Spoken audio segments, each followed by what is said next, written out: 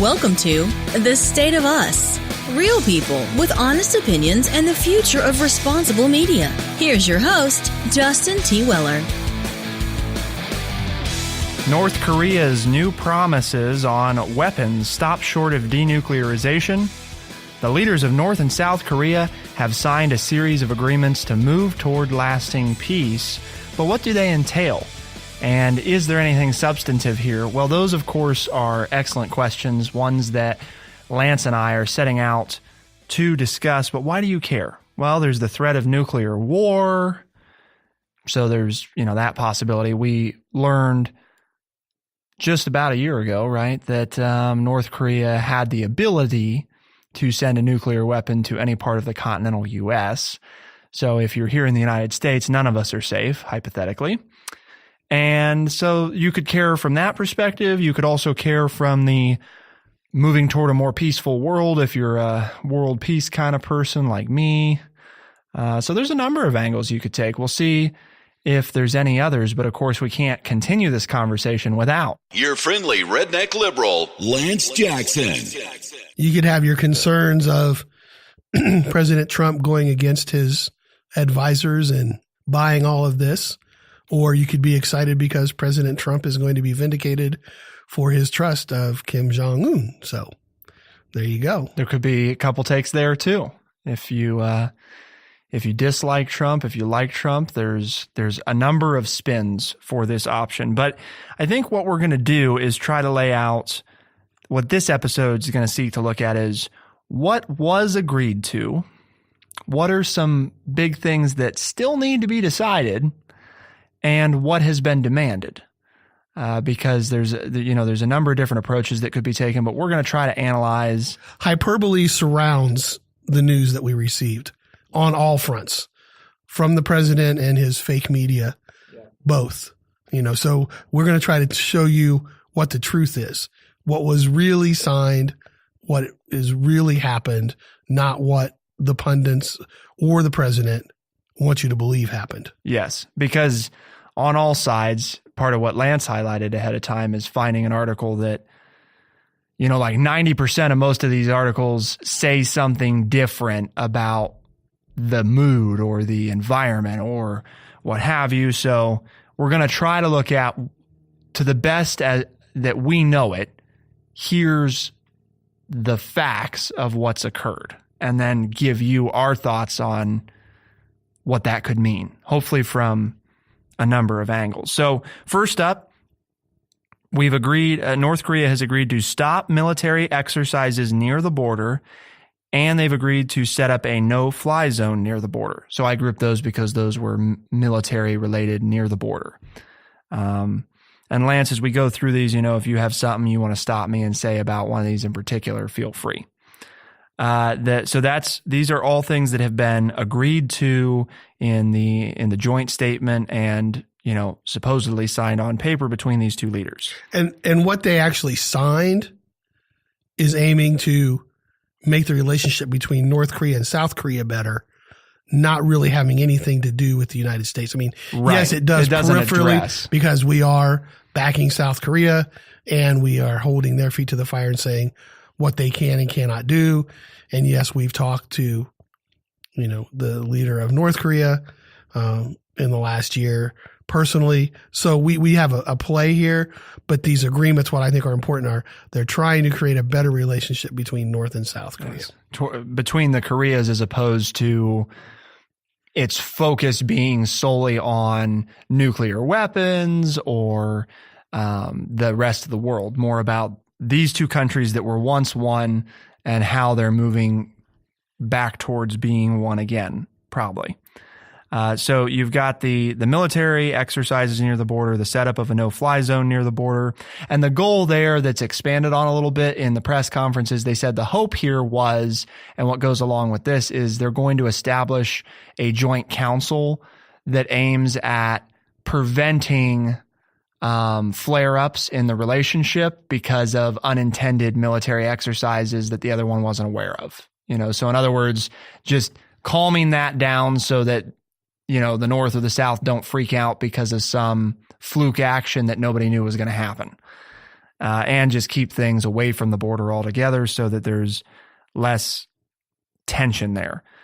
So visiting Seoul, that's Kim Jong-un's, North Korea's leader, has agreed to visit the capital of South Korea, which would be the first time in the country's history that North Korea's leader has gone to Seoul. So they agreed to that. And North Korea agreed to dismantle the engine test and missile launch pad with outside inspector supervision.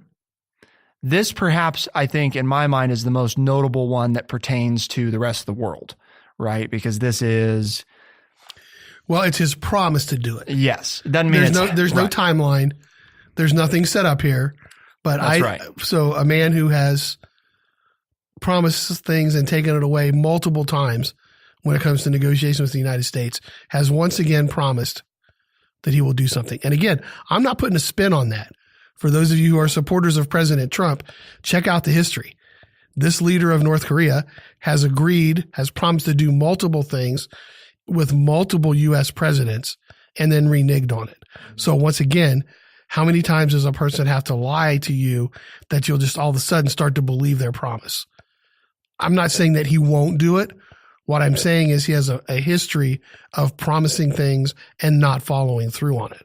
So understand these are all just promises that are being made by a man who has never carried out his promises totally before. Right. Well, and many of the former leaders, we haven't had Kim Jong-un hasn't been in power nearly as long as his predecessors yet. But there is no history of, we can feel good that he'll do whatever he says he'll do. We don't have a long track record of following through on agreements signed or otherwise. But this one, I guess what I was getting at is this is the one that pertains the most to people other than North and South Korea. That's true. For any country that, feels threatened, this is the one that you look at and say, okay, well, what's the likelihood of something like that? And then the last thing, which is more symbolic, but, it's been touted in history as the Olympics can solve many great things. And in this case, they've agreed to submit a joint bid, North and South Korea as Korea, for the 2032 Olympics. So those are the things that we know as of now. They've said they're going to do, that both sides have said, this is what we're working towards.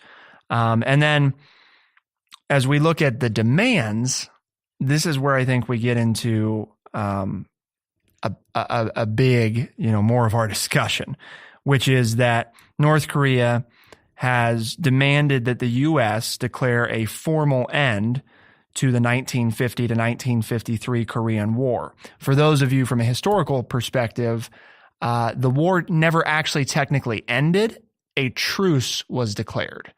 So we haven't formally taken the step of ending that war.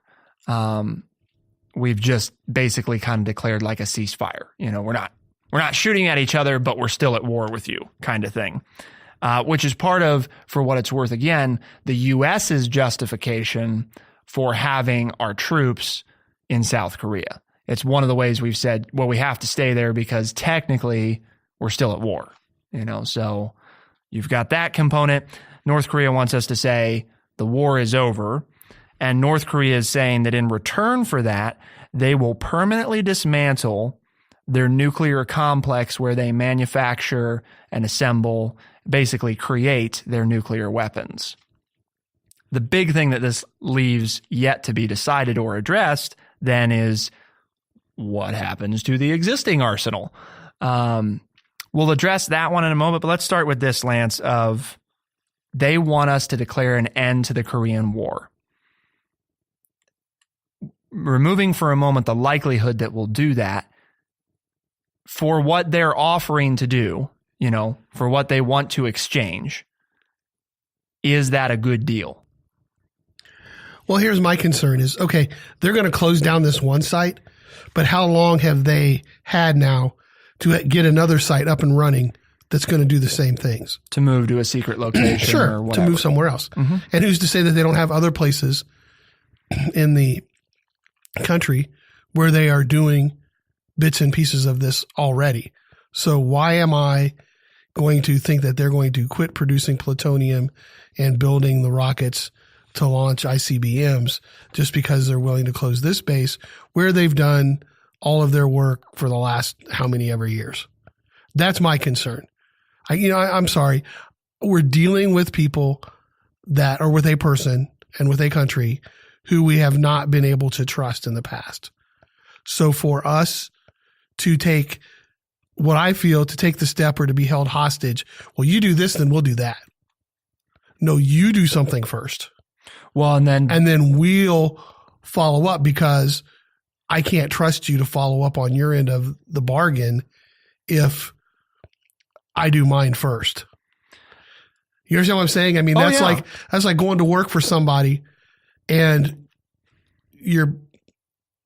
their personal check has bounced the last 3 times you did work for them.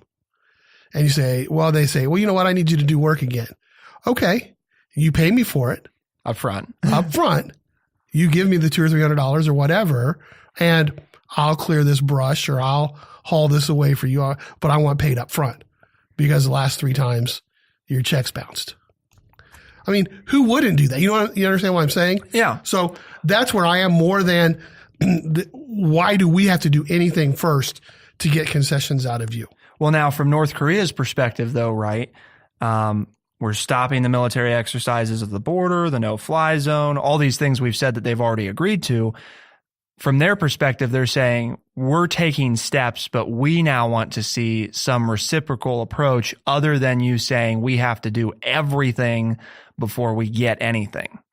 Not saying they're right. I'm just saying that would be the perspective they have on this, why they're making this demand, right? Is they're saying we're taking some concrete steps. We're unwilling. Basically, the U.S. says our demand is for the total denuclearization of North Korea.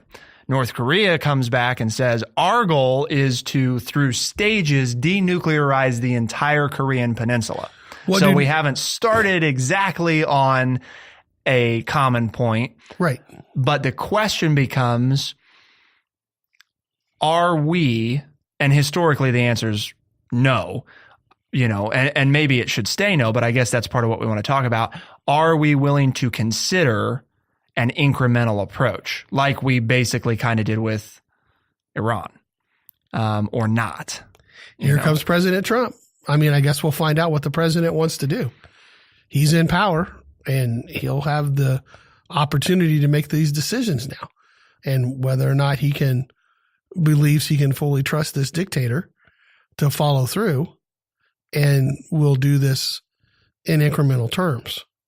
I don't think we have them down on their knees strong enough yet to be able to trust that they'll continue the process. So if I were the leader, I would say, no, now is not the time. However, there have been times in history with other negotiations with other countries where if you've broken their spirit or their back far enough, then it's okay to start because you don't know, right, but you're fairly sure of what the outcome is going to be. I'm not really sure yet that we've broken the government of North Korea to the point that they're willing to follow through on this. And that would be my concern if I were president of doing this incrementally. However, I have not had the meetings and the talks and all that. We're not privy to. And I don't have access to all that information. Yeah. The other thing that we always, I think Lance and I've highlighted, I believe on every time we've talked about this is the public is all operating with the information that we know, and regardless of what you think of our president or North Korea or anything like that, the reality is they all have information that we don't have, At least you hope so. Yeah, I mean, yeah. The assumption is that they know some things that we don't. Because, again, as the article notes, right, this facility at the moment is the only facility known to be capable in North Korea of producing these weapons. However, the article goes on to note that it's believed that they have other facilities. Again, so that could mean, for example, the U.S. government knows of 3 facilities, including this one that is publicly, known.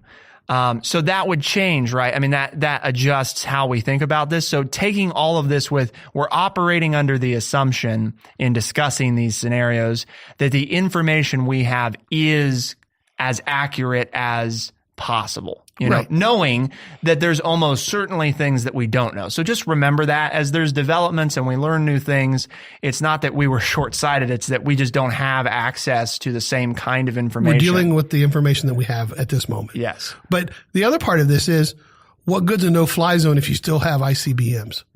Yeah. Oh, I promise we'll have no-fly zones. We'll remove our troops from the border. But all I have to do is press a button and I can destroy the whole peninsula. Well, and then that goes back to, what are you, if you're the North Koreans, I would look you in the eye and say, what are you really giving up with these no-fly zones and pulling troops back? You really still haven't given up anything. right. Well, they're just, like I said, the biggest one being the dismantling of the engine test and launch pad with outside inspectors. Okay, do it. Yeah. But that's not it. They want us to do something first before they'll do that. So if, well, no, I don't think so. I mean, that's the stuff that's agreed to right now. So hypothetically, right, they should proceed to do that. The article but we don't have a timeline. The article says, to go further, Mr. Kim has demanded, quote, corresponding, end quote, measures from the United States, like declaring a formal end to the 1950-53 Korean War. And in exchange, agreeing to dismantle the nuclear complex. Corresponding to me means I'll do it if you do it. And then we get into, well, we need the person who wrote this so that we better understand what. But again, I'm just taking it for what information I have. Yes. When I make that statement that they're demanding that we do this before they do it, from that information in this article that says, quote, corresponding action. To me, if I was negotiating with them or advising the person that was negotiating with them, the thought that I would come to, the thing that I think is missing in all this that would be really helpful is if the U.S., said, because what we've said right now is basically you do everything before we do anything. And if we want to follow a phased approach, which is what we're kind of discussing at the moment, where Lance is saying, we need to see some things before we do something, as opposed to maybe everything before we do anything. I guess my thinking would be I would establish these are the minimum steps you have to take before we will do this one thing, And so I guess it kind of comes down to, well, what are those steps that we look at it as once they've done these things, whatever this list is, we feel good about showing a sign of good faith on our end by doing, by declaring an end to the war. Hypothetically, that's what they've said at the moment. That's what they've identified as something they want now, So we say, fine, we'll do that. Here are the things that have to be done prior to us doing that, so that it's instead of, I feel like sometimes with these diplomatic things, it becomes all very kind of gray where it's like this, well, if you do enough stuff that makes us happy, then we'll maybe do this thing that'll make you happy. And I know why there's, a lot of intricacies, better word, that go into deciding what those things are. But in my mind, we'd move a lot faster if everybody knew what each party wanted and how we get there, what each party's saying has to be done. And then you can reconcile the two parties to kind of come to that. And the article highlights, which I want to spend a minute on. That's not the way negotiations work in anything. Right. It'd be too simple if both parties started with, here's everything we each want, and then decide how are we going to come to terms on what we can each actually get. It'd be nice if it worked that way. I agree with you, though. I don't think it does work that way most of the time because somebody believes that they get to be the more powerful one, or they don't have to give as much as the other party has to give. And there may all be justification for that. Like the U.S. is the most powerful country in the world, so we don't have to bend over backwards for anybody. But then you could also come right back from North Korea's perspective and say, fine, then we won't do anything either. And then we'll just all stay exactly like we are. And then we all just say, fine, So there's also that if we're unwilling to make them do anything, which we seem to be unwilling to do, then we just stay at the standoff if we're going to continue the approach of we don't have to do anything because we're America, which is true. It's not a lie. I mean, obviously we don't have to. We could wipe them out with a couple of our weapons pretty swiftly. Well, and how does all this, and I'm not trying to open up a can of worms because we need to get back to this issue, but how does this all work with President Trump's idea for our China policy and the new tariffs? And because China is the main backer of North Korea, or who we think has the most say, right? The most with North Korea, the most pull, influence, and yes, yeah. So there's that factor too of on both fronts of if we're too mean, and we're too, there's nothing you can do other than exactly what we've said. I think you're right from the standpoint of that could unintentionally upset China. Because I think China's ultimate desire is for this whole nonsense to be over because they'd like the U.S. to not be on the Korean peninsula, obviously. I mean, that would make them very happy if we weren't there. So just keeping in mind that sure, North Korea, right, doesn't want us there for obvious reasons, but China, who supposedly is pulling a lot of the strings, also really doesn't want us there because they don't like us having a base at that strategic bases at that strategic location. Just like the U.S. is supposedly pulling most of the strings, it's a brokered thing. It's a China-American war fought with two countries that aren't America and China, kind of. And depending on who you ask, it's more or less extreme than that. But there's some amount of that happening, I think. Is that fair to what you're trying to remind us of? Yes. That there's some outside interest there between two countries that really don't have any big economic interest in these two areas other than... Well, it's just like in more recent history, putting Germany back together. Yeah. I say more recent history. It was, 30 years ago, but within my lifetime of watching East and West Germany come together. Because when I was brought up as a young pup in school, that wasn't going to happen. That was going to be where World War III took place. Because there was no way to get them back. So it's the song and dance of putting them back together and trying to keep the Soviet Union happy and the United States happy as we brought those two people back together. And that's what we're doing here, I believe, trying to keep China and the United States both happy while we try to reunite the Korean peninsula and the Korean people. So I'll give everybody a moment to think about it here. What steps, well, I guess we'll start with, would you be willing to consider? So go to social media @TrueChat.